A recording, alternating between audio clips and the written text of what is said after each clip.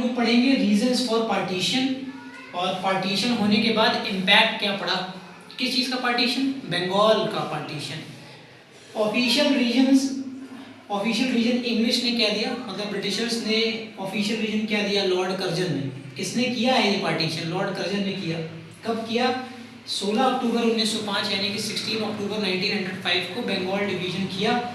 उसका official reason वो क्या दे रहे हैं, एडमिनिस्ट्रेटिव कन्वीनियंस होगी, क्योंकि जो बंगाल है वहाँ पे 78 मिलियन पॉपुलेशन रहती है, तो उसको मैनेज कर पाना उनके लिए बड़ा मुश्किल हो रहा है, इसलिए उन्होंने बंगाल के 2 टुकड़े कर दिए।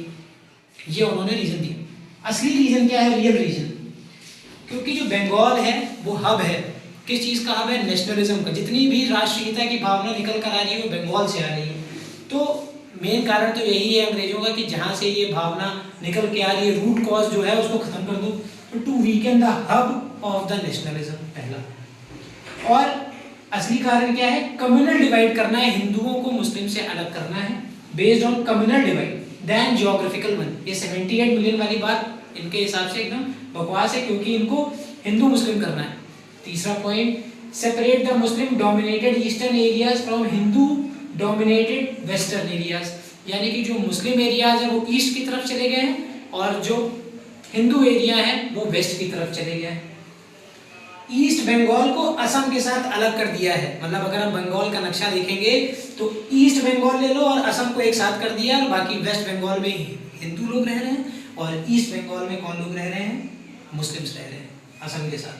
ठीक, इसका असर क्या पड़ता है, लोगों को बहुत गुस्सा आई, स्वदेशी मूवमेंट स्टार्ट हो गया कि अब तो हमें कुछ भी हो जाए। लोगों के अंदर इतनी ज़्यादा कट्टरता की भावना आ चुकी है, एक्सट्रीमिज्म की भावना आ गई है कि अब वो कुछ भी करने के लिए तैयार है अपने देश के लिए। उन्होंने पूरी तरीके से स्वदेशी मूवमेंट शुरू कर दिया है। एस्टैब्लिशमेंट ऑफ स्वदेशी एंटरप्राइजेस, टेक्सटाइल मिल्स, कपड़ा बनाने वाली फैक्ट्रियाँ स्वदेशी बैंक्स होंगे, स्वदेशी स्टोर्स होंगे जहाँ से सामान खरीदेंगे। अब सामान खरीदेंगे तो वो लोग घर से घर तक सामान पहुँचा भी देंगे, डोर स्टेप डिलीवरी भी कर देंगे। ये जो नाराजगी की भावना है, रेसेंटमेंट की जो फीलिंग है, ये रविंद्रनाथ टैगोर द्वारा लिखी गई एक अमार सोनार बांग्ला है। इसमें अच्छी तरीके से ये फीलिंग झलकती है, लोगों की नाराजगी।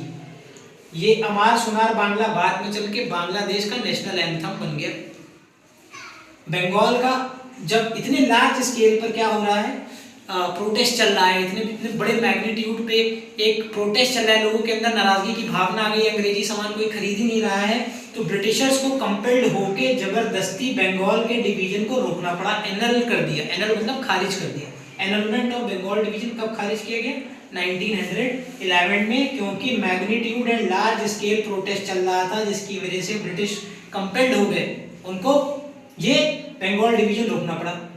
और क्या इम्पैक्ट पड़ा, मुस्लिम लीग बन रही है। अब ये जो स्वदेशी मूवमेंट है इसका सपोर्ट जो है मुसलमान नहीं कर रहे हैं, क्योंकि उनके लिए ये अच्छा हो गया कि जो ईस्ट वाला एरिया है वो उनको मिल गया है और उनका जो रिप्रेजेंटेशन है वो भी हिंदुओं के मुकाबले बहुत कम है, क्योंकि मुसलमानों की पॉपुलेशन बहुत कम है और हिंदूज की पॉपुलेशन बहुत ज़्यादा है। तो मुस्लिम ने कभी भी स्वदेशी मूवमेंट का कभी भी नहीं कह सकते, मुस्लिमों ने इस समय स्वदेशी मूवमेंट का सपोर्ट नहीं किया। ऑल इंडिया मुस्लिम लीग बना ली इन लोगों ने ढाका में। ढाका कहाँ है, बांग्लादेश में, 1906 में। लॉर्ड कर्जन ने प्रॉमिस किया कि वो ढाका में एक यूनिवर्सिटी खोल देंगे, तो मुसलमानों को ऐसा लगा कि ये तो काफ़ी अच्छा है, कोई यूनिवर्सिटी उन्होंने खोली भी नहीं बाद में, मतलब एक लॉलीपॉप देने का काम किया कि मुसलमानों का स्टैंडर्ड ऑफ लिविंग काफ़ी हाई हो जाएगा। तो मुस्लिम ने इसको ट्रीट किया एक अपॉर्चुनिटी की तरह। ठीक है, अभी ये टॉपिक यहीं तक। अभी हमने पढ़ा था बंगाल डिवीजन के रीजंस और इम्पैक्ट्स।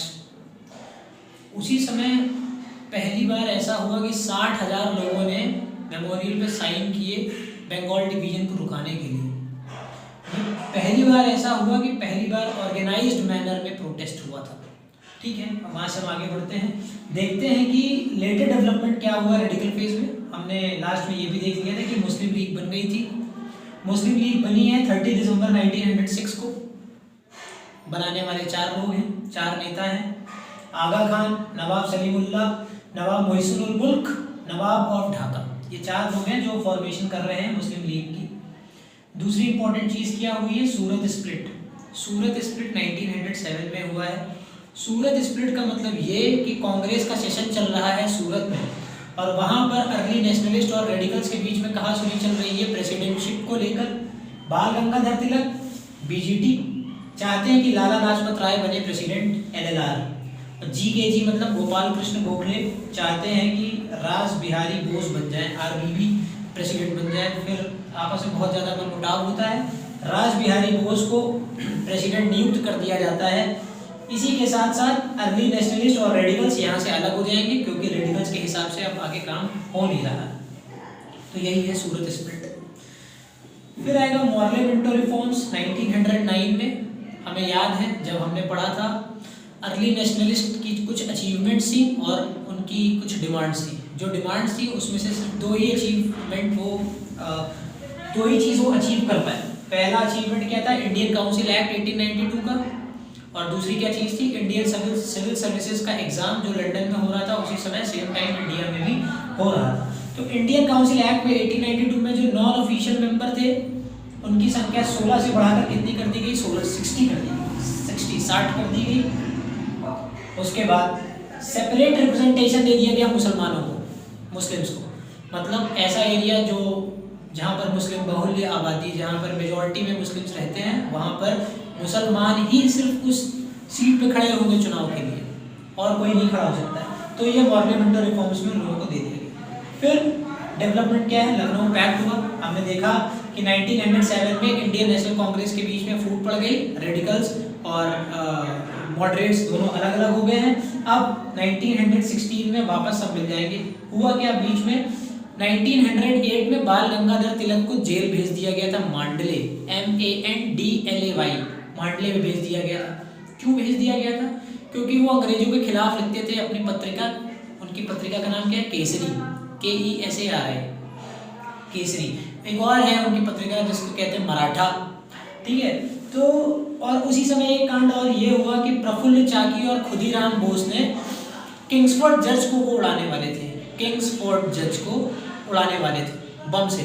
तो हुआ ये कि बम मारने का अटेम्प्ट तो उन्होंने कर दिया, लेकिन मर गई वहाँ पर एक इंग्लिश वुमेन, जिसकी वजह से जिसका उन्होंने पूरा एक आर्टिकल छाप दिया, और इसीलिए उनको जेल भेज दिया गया मांडले 6 साल के लिए। जब 6 साल के बाद वो लौट के आए, तब उन्होंने वापस फिर अर्ली नेशनलिस्ट से मिले और इंडियन नेशनल मूवमेंट को आगे बढ़ाने का वो काम करेंगे। तो इंडियन नेशनल कांग्रेस वापस फिर से एक हो गई है, और अब लखनऊ पैक्ट 1916 में लखनऊ में हो रहा है, और इसकी अध्यक्षता प्रेसिडेंटशिप कर रहे हैं अंबिका चरण मजूमदार। इंडियन नेशनल कांग्रेस और मुस्लिम लीग के बीच में एक समझौता होगा, ट्रीटी होगी या पैक्ट होगा। 5वां पॉइंट जो है वो है home rule movement. Home rule movement का मतलब ये होता है कि बाल गंगाधर तिलक और कई ऐसे नेता हैं जो चाहते हैं कि सभी लोग चाहते हैं कि सेल्फ रूल हो जाए, लेकिन अंग्रेज जो है वो ब्रिटिश डोमिनियन के तहत हमको आज़ादी दे रहे हैं। तो होम रूल मूवमेंट के तहत ये लोग ये चाहते हैं कि ठीक है हमको सेल्फ रूल या होम रूल मिल जाए, लेकिन ब्रिटिश डोमिनियन के अंडर में रहते हुए। तो 1916 में बाल गंगाधर तिलक ने होम रूल लीग बनाई, और 1916 में ही एनी बेसेंट ने भी होम रूल लीग बनाई, पर दोनों का टाइम और प्लेस चेंज है।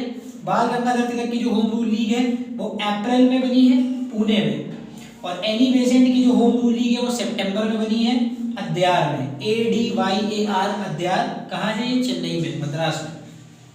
इसका जो ऑब्जेक्ट था वो एक ही साल में पूरा हो गया। क्यों पूरा हो गया, अंग्रेजों ने अगस्त डिक्लेरेशन दिया है, मैंने AUG लिखा है, आपको पूरा लिखना है अगस्त, AUGUST, अगस्त डिक्लेरेशन 1970। इसके तहत उन्होंने होम रूल लीग मूवमेंट के जो भी ऑब्जेक्टिव्स थे उन्होंने मान लिए, और होम रूल लीग मूवमेंट एक ही साल के बाद 1917 में खत्म हो गया। देखा जाए तो एक तरीके से चैप्टर मैंने खत्म कर दिया, लेकिन कुछ चीजें बच गई हैं, जैसे क्या, फॉर्मेशन ऑफ मुस्लिम लीग।